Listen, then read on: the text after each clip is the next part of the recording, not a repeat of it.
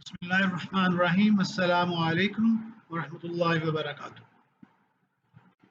انٹرپرینریل mind set کے on line course میں مزید کیسز ہم ڈسکس کریں گے. آج ایک انٹرسٹنگ اور دلچسپ کیس جس کا نام ہے الخیر ان بزنس فار گاڈ. اللہ سبحانہ تعالیٰ کو راضی کرنے کے لیے کاروبار کرنا. تو اس کہانی کی جو ابتدا ہے یہ ایک یونائٹڈ اسٹیٹس آف امریکہ سے ہوتی اور اس کے مرکزی کردار ہاشم احمد صاحب ہیں اور جنہوں نے ایک چھوٹا سا آن لائن بزنس بنایا تھا جس میں اسلامی چیزیں مسواک اور اس طرح کی چیزیں بیچی جاتی تھی. اور یہ جو کیس ہے اس کی بنیاد اور آغاز ایک ایسا موقع بنتا ہے جس کو وہ موقع کو دیکھتے ہیں, اس کو ایویلویٹ کرتے ہیں اور پھر اس سفر میں شروع ہو جاتے ہیں. اور پھر اس کے لیے جو مختلف اسباب ہیں وہ اکٹھے ہوتے ہیں اور ایک ٹیم وجود میں آتی ہے جو اس ایک چھوٹا سا منحنی سا کمزور سا آئیڈیا لے کر آگے چلتی ہے. تو اس کہانی کی ابتدا جو ہے وہ یونائٹڈ اسٹیٹس آف امریکہ میں ہوتی ہے جب 60s کے زمانے میں ہاشم احمد صاحب امریکہ میں پیدا ہوئے اور ان کے ایک والد جو ہیں وہ یہودی, والدہ جو ہے عیسائی. تو اس طرح یہ ایک امریکن مذہبی خاندان میں ایک امریکی خاندان میں پیدا ہوتے ہیں اور وہاں پہ ان کی گرومنگ ہوتی ہے. اور بچپن سے ہی یہ ایک ایسے خوشحال گھرانے میں تھے جہاں پر فارم ہاؤس تھا, رینچ تھے, گھوڑے تھے اور اپنا ان کا گھر اور زمینیں تھیں. اور اپنے والدین کے نقشہ قدم پہ چلتے ہوئے انہوں نے بھی میوزیشین موسیقار بننے کا فیصلہ کیا. اور اس زمانے میں جو لوگ ہالی ووڈ والے سائڈ کے اوپر ویسٹ کوسٹ کے اوپر ہاشم احمد صاحب نے اپنے اس شوق اور پیشن کو پرسو کیا. لیکن جون وہ ٹینس اور جوانی کی حدوں کو چھوئے تو ان کو معلوم ہوا, محسوس ہوا کہ اندر ایک ایسی بے چینی سی ہے اور ایک بے مقصدیت ہے. اور اس زمانے میں مشہور ہپیزم کی تحریک چل رہی تھی دنیا میں. یونائٹڈ اسٹیٹس میں ہپی ان لوگوں کو کہتے ہیں جو اپنے آپ کو بے چین محسوس کرتے تھے اور وہ جنگلوں میں اور درختوں, پہاڑوں اور جانوروں اور نیچرل انوائرمنٹ میں آپ کو رہنا پسند کرتے تھے. نیچے تصویر میں آپ دیکھ سکتے ہیں کہ ایک ہپی کی تصویر دکھائی ہے, 70s کا یہ ہپی. ہاں, تو یہ مختصر کپڑے اور بال اور داڑھی اور جنگلوں میں اور دریاؤں کے کنارے ٹینٹ لگا کر, ہٹ لگا کر یہ لوگ رہتے تھے. اور یہ بیسیکلی بغاوت تھی مادی نظام کے خلاف, سرمایہ دارانہ نظام. اور یہ کہتے تھے کہ قدرت اور نیچر کے قریب رہنا ہے. تو اس مقصد کو تلاش کرنے کے لیے ہاشم صاحب نے, اور پھر جو اپنے کزنس کو دیکھتے تھے, کہتے ہیں کہ میں ان کو دیکھتا تھا کہ ہارورڈ کے پڑھے ہوئے ہیں اور اچھی یونیورسٹیز کے, تو جب بھی وہ ملتے ہیں تو وہ زیادہ پیسہ, زیادہ ڈالر اور زیادہ پارٹی, تو ان کا مرکز و محور یہ ہے. تو یہ چیز بے چین کرتی تھی کہ دنیا سے انسان رخصت ہو جاتا ہے تو یہ چیزیں تو کام نہیں آتی, تو یہ ہم اس کا تذکرہ کیوں زیادہ کرتے ہیں, اس کے اوپر سوق کیوں زیادہ کرتے ہیں. تو یہ بے چینی تھی جو ان کے اندر ان کو مختلف ہپیزم میں لے گئی اور پھر اس بے چینی نے ان کو پوری افریقہ کے اندر کو لے گئی. اور افریقہ کے مختلف ملکوں میں ہوتے ہوئے یہ جناب ایتھوپیا پہنچ گئے. شروع سے یہ چاہتے تھے کہ ہاں, تو یہاں سے پھر ایتھوپیا میں ایک عجیب و غریب واقعہ پیش آیا کہ جب یہ وہاں پہنچے, ہم میپ میں آ جاتے ہیں تو یہ یونائٹڈ اسٹیٹس کے ویسٹ کوسٹ سے ٹریول کرتے ہوئے یہ جناب ایتھوپیا پہنچے ہیں. اور یہاں پر اور ملکوں میں بھی, یہاں پر ملکوں میں پھرتے پھراتے تو یہاں پر ان کو ایک عجیب و غریب واقعہ پیش آیا جہاں پر انہوں نے ایک بازار کے اندر دیکھا کہ کچھ لوگ ریڑھی لگا کر یا فرش پہ چیزیں بچھا کر چیزیں بیچ رہے ہیں. اور جب دوپہر ہوئی اور کھانے کا وقفہ ہوا تو لوگ بیٹھ کے ایک ہی پلیٹ میں ارد گرد لوگ بیٹھ کے کھانا کھا رہے ہیں. اور وہ ایک مقابلے کی فضا جو مارکیٹ میں ہوتی ہے وہ نہیں ہے, اور وہ چیزیں خوش دلی سے وہ ایک دوسرے کو سپورٹ بھی کر رہے ہیں اور چیزیں بک بھی رہی ہیں. تو اس سوال اور تجسس نے کہ یہ کیسے لوگ ایک دوسرے سے محبت اور رسپیکٹ سے پیش آ رہے ہیں, یہ سوال پیدا ہوا. اس سوال کا جواب تلاش کرتے ہوئے ان کو پتہ چلا کہ یہ لوگ مسلمان ہیں اور مسلمان ہونے کی حیثیت سے سارے بہن بھائی ہیں، رشتہ دار ہیں، اور اس رشتے کی حیثیت سے ایک دوسرے کے خیر خواہ ہیں.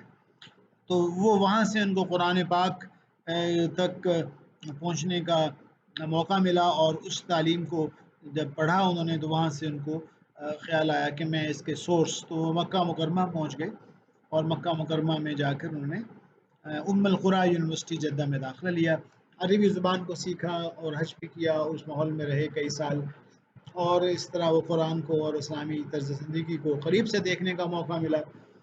اور یہاں پر ہی پھر ان کو پتہ چلا کہ پاکستان کے اندر ایک ایسا شہر ہے کراچی جہاں پہ بہت اچھی قسم کے اساتذہ کرام موجود ہیں، اور وہ دینی تخصص میں اسپیشلائزیشن میں اگر وہ جانا چاہتے ہیں تو وہ پھر اس علم کے شوق میں ہاشم صاحب کراچی پہنچ گئے. تو کراچی ان کا جو پہنچنا تھا وہاں پر یہاں کے مدرسوں میں یہ گئے اور اپنا تعارف کرایا، تو یہاں کے لوکل علماء حیران رہ گئے کہ ایک صاحب جو امریکی نسل کے ہیں اور عربی بھی جانتے ہیں اور قرآن بھی اور احادیث مبارکہ بھی، تو وہ پھر انہوں نے کہا کہ آپ تو بحیثیت استاد ہمیں جوائن کریں، اور جو آپ پڑھنا چاہیں گے ساتھ پڑھ سکتے ہیں. تو یہاں پر انہوں نے اپنے دوبارہ علمی سفر کا آغاز کیا، اور جاب لینے سے انکار کر دیا، اور انہوں نے کہا کہ میں ایک انٹرپرینوریل فیملی سے تعلق ہے تو میں اپنی دنیا خود بناؤں گا. تو یہاں سے ان کی علمی سفر کا بھی ایک نیا رخ ملتا ہے، اور یہاں پر ان کو انٹرپرینوریل سفر بھی ان کا ایک نئی سمت اور نئے رخ میں چلتا ہے. تو وہ کیسے چلتا ہے، تو واپس اس سلائڈ پہ آتے ہیں. تو یہ شروع سے ہی چونکہ ایک انٹرپرینوریل فیملی سے ان کا تعلق تھا، وہ چاہتے تھے کہ کوئی کام ایسا کیا جائے جس میں خود مختار ہو، اور وہ فائنینشیل سسٹینیبلٹی ہو، یعنی وہ پیسہ مستقل بنیادوں پر آتا رہے، اور وہ یہ چاہ رہے تھے کہ میں ایسا کام کروں جس سے انسانیت کی بھی خدمت ہو. تو یہ چونکہ مسلمان ہو چکے تھے تو حضور اکرم صلی اللہ علیہ وسلم کی حدیث مبارکہ ان کے سامنے تھی، خیر الناس من ینفع الناس، تم میں سے بہتر وہ ہے جو انسانوں کے لیے بہتر ہے. تو اسی فکر میں یہ ان کو واپس امریکہ جانا پڑا اپنے پیرنٹس سے ملنے کے لیے.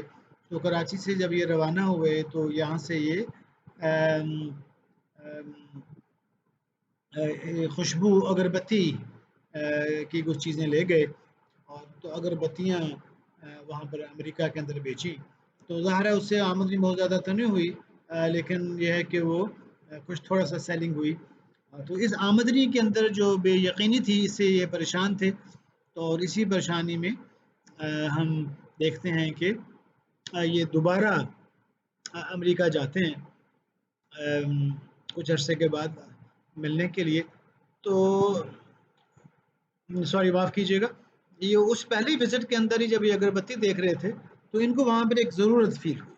اور ضرورت کیا فیل ہوئی کہ جو امریکہ کے اندر جو مسلمان ہیں مسجدوں میں، وہ جب مسلمان ہو جاتے ہیں تو وہ سنت کا ان کے ہاں سنت کی جو اہتمام اور امپورٹنس ہے وہ ہمارے ایسٹ میں اور اسلامی ملکوں میں ہم سے کہیں زیادہ ہے. اور ایک حدیث یعنی حضرت اکرم صلی اللہ علیہ وسلم فرمایا مفہوم جس کا یہ جو مسواک سے نماز پڑھے گا 70 نمازوں کا ثواب ملے گا. تو ایک نئے مسلمان کے لیے یہ ایک بہت بڑی فگر ہوتی ہے اور یہ بہت امپورٹنٹ چیز بن جاتی.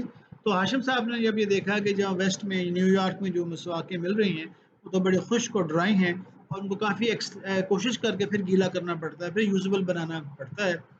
تو وہاں سے ان کو پھر یہ خیال آیا کہ یار یہ تو ہمیں کچھ اس کے اوپر کرنا چاہیے. تو یہ جو پھر دوسرا چکر جب ان کا لگتا ہے تو وہاں پر یہ کچھ مسواک کا پیکٹ لے جاتے ہیں ساتھ. تو جب وہ کراچی ایئرپورٹ پر پہنچتے ہیں تو ان سے کہا جاتا ہے کہ جناب یہ کیا ہے، کہتے ہیں یہ کچھ مسواک ہے جو میں لے کر جا رہا ہوں. تو جب نیو یارک پہنچتے ہیں تو وہاں کے لوگ پوچھتے ہیں امیگریشن والے کہ آپ کیا لا رہے ہیں، تو وہ کہتے ہیں کہ یہ نیچرل ٹوتھ برش ہے.